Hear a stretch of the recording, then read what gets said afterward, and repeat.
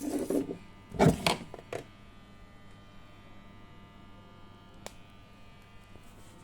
guys, it's been so long since the last time na nagmukbang tayo. Ayan, meron tayo dito yung chicken barbecue. Chicken barbecue with rice.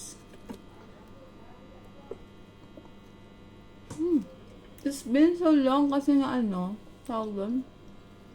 Sobrang busy ako sa ibang mga activities ko sa buhay ko. Ganito. Siyempre, hindi nawawala ang ating all-time favorite.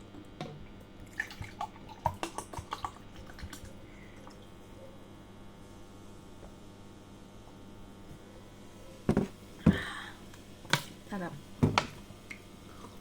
Tikman natin. Ako lang, inimbento ko lang yung sauce niya. Sarap.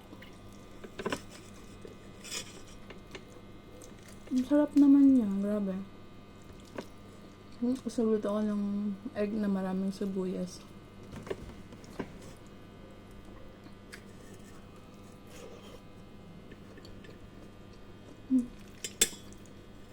Uulitin ko gawin to. Ang sarap. Barbecue. Hindi siya matamis. Hindi siya gaanong matamis. Hindi din siya gaanong maalat. Tapos lasang-lasa mo yung aroma ng sesame oil.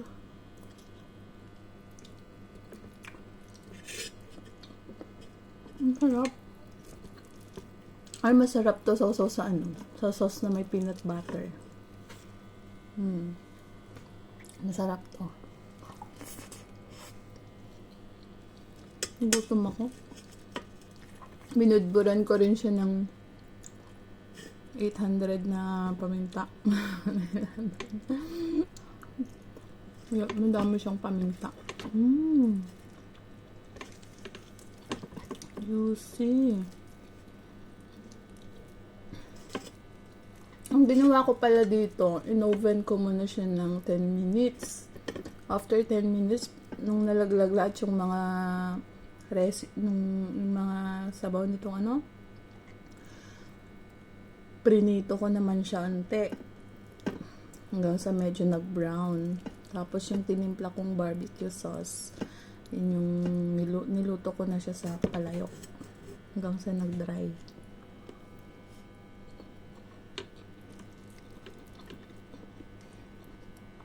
Grabe, ang sarap guys. Hindi talaga ako marunong magluto. Kaya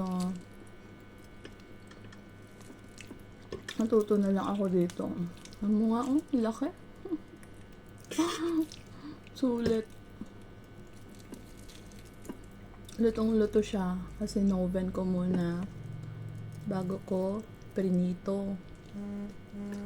Sarap kumain.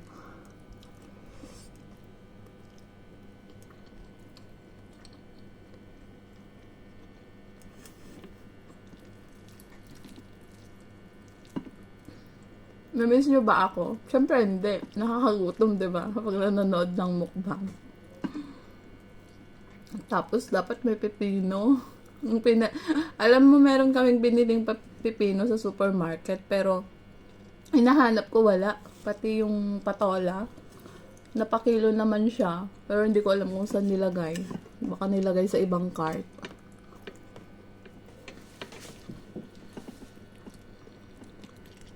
Sarap kumain.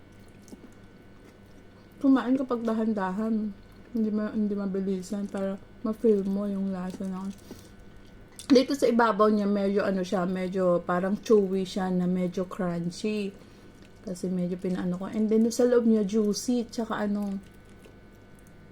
malasa. Nanunuot yung lasa niya.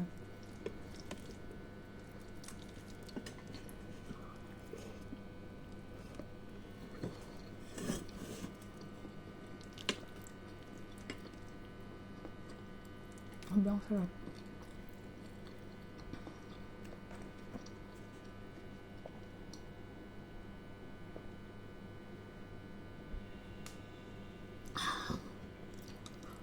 Nilalaglag ba yung ano ko? Contact lens. May tanong pala ako sa inyo. Kapag ba in love talaga, hindi ka makakain? Yun daw sabi nila pag daw in love, hindi ka daw makakain. Totoo ba yun?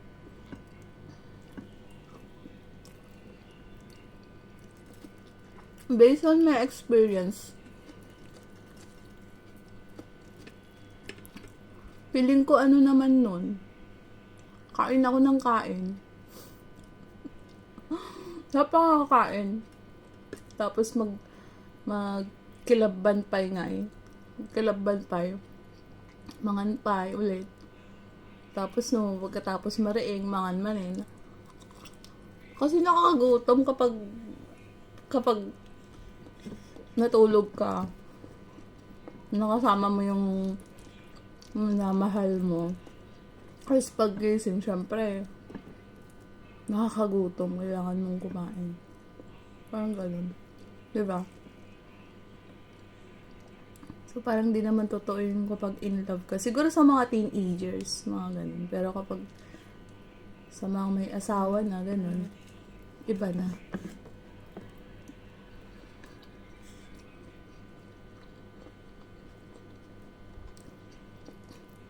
Medyo nagbago yung aura ko.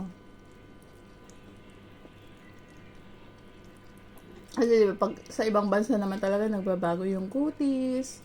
Pero actually dito sa Malaysia, parehas din lang ng klima sa Pilipinas.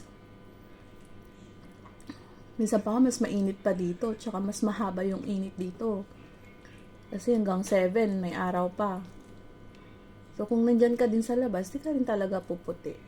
Lalo kung wala ka namang ginagamit ng mga sunscreen, gano'n.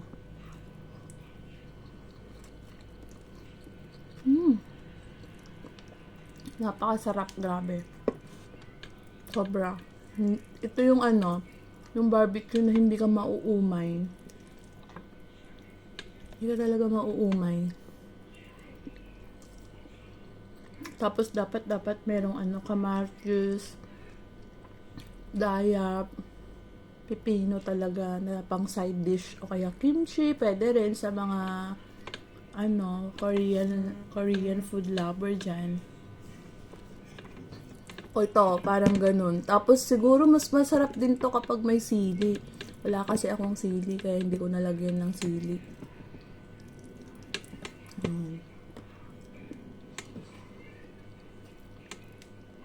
Sarap.